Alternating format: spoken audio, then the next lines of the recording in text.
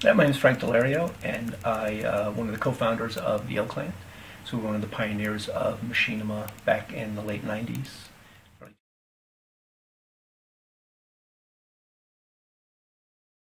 Well, we don't have we only have a little bit of information, Okay. but from what little information we have, to me, it sounds like a big deal, and for two reasons. So one is if 18.7 million US dollars are being used to make a feature film, and if it is solely, for the most part, being done as machinima using Valve Source Engine, that's a really big deal. It adds credibility and viability to the machinima process. And one thing in the machinima world we've been saying for a long time is that it's outside of a lot of academia where they love it for artistic reasons.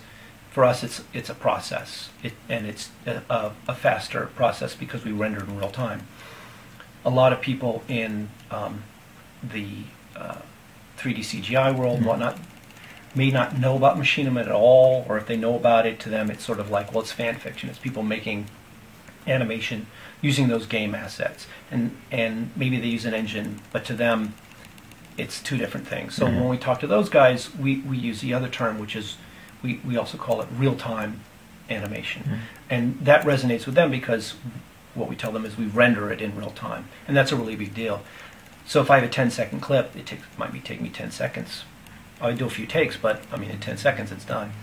But at 30 frames a second, if it's regular video, one frame could take maybe into CGI could take an hour, could take more. But even at an hour, that's 10 seconds, 10 hours.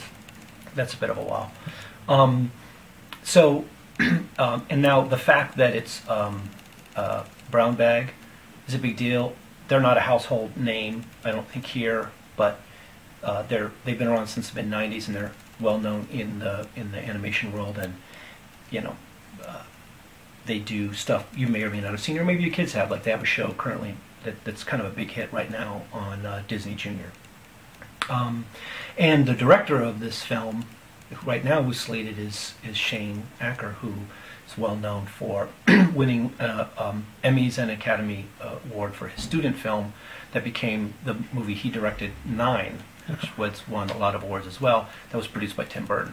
So the fact that these guys are all going to be working with, to some degree, with Valve using the Source Engine is kind of a big deal. The other reason why bringing Valve into it, the second reason why it's significant, I believe, is because of the mention that an alternative distribution method of the film would be through, or possibly could be through, Valve's Steam. So Steam meaning the whole Steam thing online. I mean, that's where I play a lot of my games. A lot of people do, and it's a big network for gamers, so it's kind of a big deal.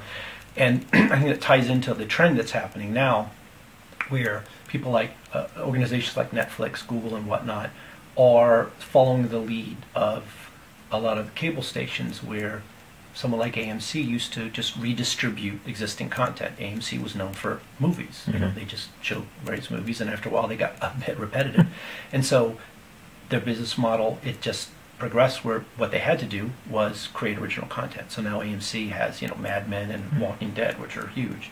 So all of those guys, for the most part, have done it. I mean, even TV Land has a lot in Cleveland. So now Google is, they've funded about 100 pilots for channels, niche channels, right?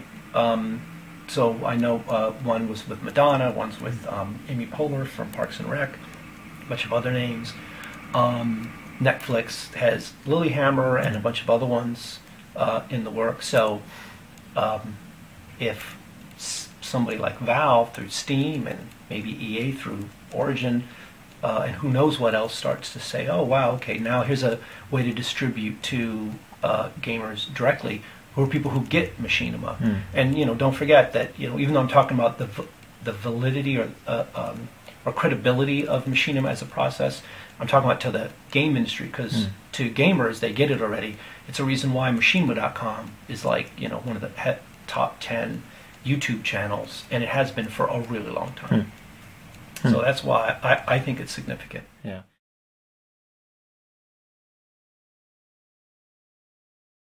No, I mean, yes and no. So, you know, I use Second Life quite a bit for a lot of machinima, and I think it's the same difference. It's whatever engine works for whatever you're doing. And you know, what's great about Second Life is that a lot of the stuff you get is, you know, you're purchasing various assets to be used just like you would, you know, if you're shooting a film with your camera. Yeah. And you were going to shoot here, you know, but you needed genes for your character. You just go to the Gap. So Second Life is great because of the community of assets that people produce and sell that you can use. So I think Second Life, yeah, I don't think there's any difference, and it's a great engine as well. Yeah.